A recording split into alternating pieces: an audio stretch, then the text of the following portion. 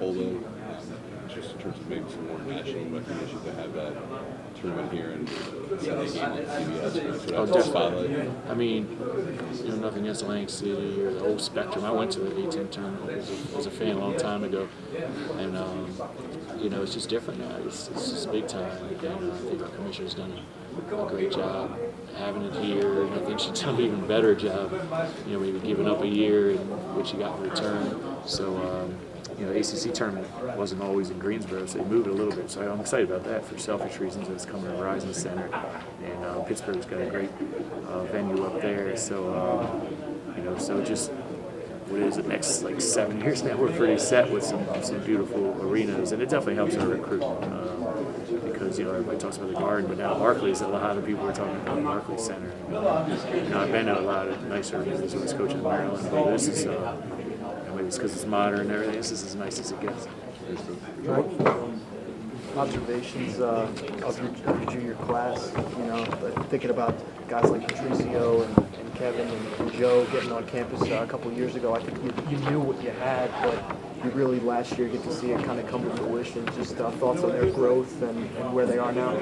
Yeah, I mean, I'm glad when they got there, they made it easy. They kind of beat out the guys. We're fortunate we had a trip to Italy that summer, and that really helped us because I'm loyal to a fault. We wanted return players to have a chance to keep their positions, even though we weren't really successful my first year. But those guys came in, and after 3 practices for a trip to Italy, I knew I was starting at least 3 of them. And that those practices and that trip to Italy got them some experience. And then their freshman year, they were definitely very competitive. We played a tough schedule, 13-17, but we lost it. And it was 7 close games. I used to have it all memorized. This is Kansas State, and, Butler, and all these games that went down to the wire. Georgia, Rutgers, it was unbelievable. So, and then they became sophomores. And you always hear the best thing about freshmen is they become sophomores. And I said I'd never use that line, but I used it last year a little bit. But now they're getting stronger, they're getting bigger. Right now they've got experience.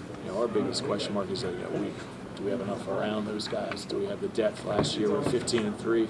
Thought we were one of the better teams in the country, and then Savage went down. And we finished 9-6 without him.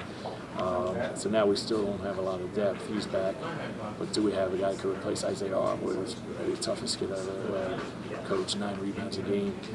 So we're gonna have to make up for that as a committee, and by January we're gonna have to get 2 of the freshmen to kind of work into that rotation. And John Capriva's gonna have to have a really good senior year for us to reach our goals.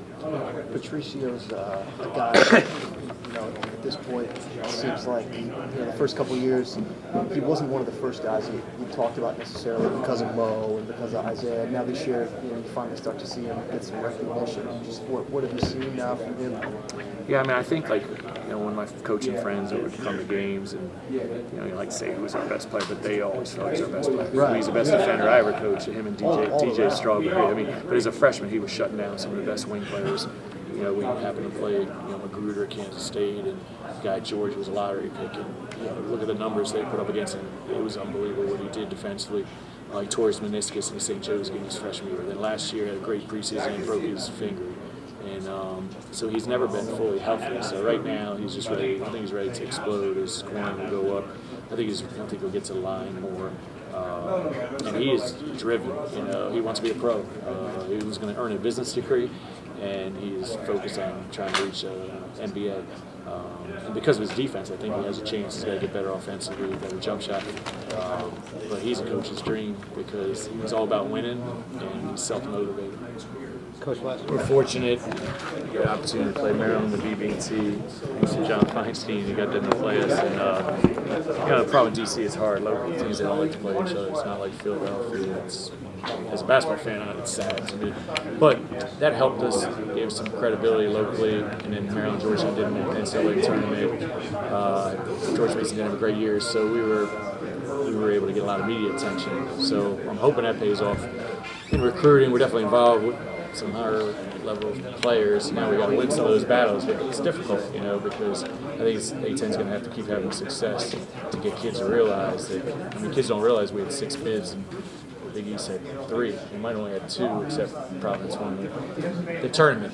But it's definitely not. We're not there yet, and it's hard to sustain. But what we're trying to do is we're trying to play anybody anywhere. And we'll probably over schedule a little bit in a non-conference. We might play as many as 9 or 10 power conference or BCS, whatever you want to call them, teams. Or at Virginia, at Penn State, at Rutgers, at Seton Hall, DePaul on the road, and then in the tournament in Hawaii. With Nebraska, Wichita State, Colorado, a bunch of good teams. So that's helped us with recruiting, especially transfers. We told Isaiah Armour we were going to do that. We told Tyler Kavanaugh we're doing that. And I think that the good players, they want to play a national schedule. And then I think it helps prepare you for when you go into this conference, which is unbelievable, especially on the road. What would it take, do you think, to be around Rodney here on? We've been involved in basketball in Atlanta for a long time. To get the schools down there playing each other. I know two of them in particular have a pretty big say in this. What do you think? I think, I don't know, get myself tried. I think until maybe somebody passes away or something, then it's not going to change until the next generation. I don't even think that the coaches at the schools are making the decision. I think people have been there for years, but I don't know. The Big Five, man, I can't even tell you. I think Villanova beat St. Joe's. St. Joe's almost beat UConn in the national championship. So I think it's good. It's not. It doesn't hurt you. Like if we lost to Maryland, it actually might hurt our RPI because they didn't have a great year. But they lost us. That didn't keep them out of the tournament. If we play Georgetown this year, we win or lose, it's not the end of the world. But it's good for basketball in our area, which I think helps everyone. Because 10, 15 years ago, every Maryland game was sold out, and now the schools aren't selling out, but I think you got to get that interest back, and by playing everybody, it helps. Obviously, I'm biased because we're a GW, but I'd love to play. I'd love to play those teams. And as a basketball fan, I know that my friends, whether they're Maryland fans, Georgia fans, they want to see those games too. Like having DC's on July from the OC way. What about that landscape has changed most of the As far like the college or the college? I think that people have come in there and recruited. I'm not going to say the best players always stay, but people used to say New York, DC, New York was bigger, they were better, whatever. Now it's not even close per capita. The DMV as they call it now, just used to call it the DC area. It probably is. It does have more Division I players, maybe more NBA players than anywhere in the world. And I'm trying to recruit locally. As much as we had 7 countries represented, all that stuff's great. Part of the reason we did that because we didn't have the respect locally. But I'd like to get mostly local players.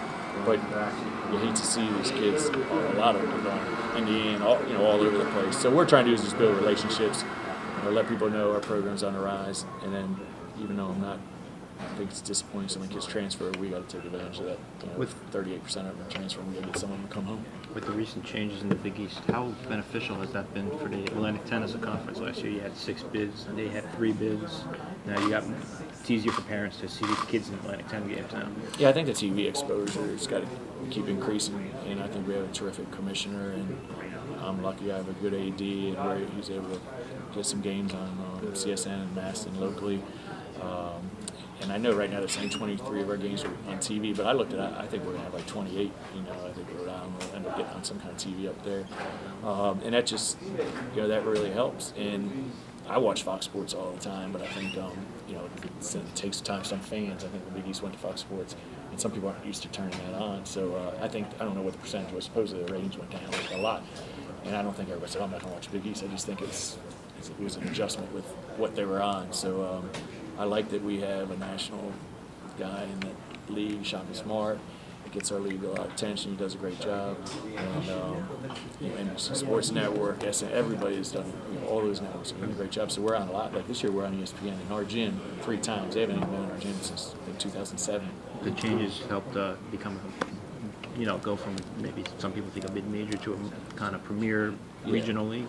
I think we're in a high major league.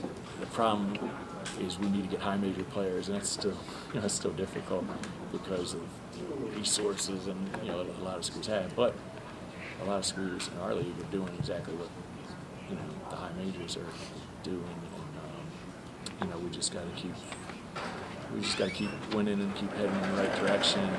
I worry about the landscape of college athletics more than anything.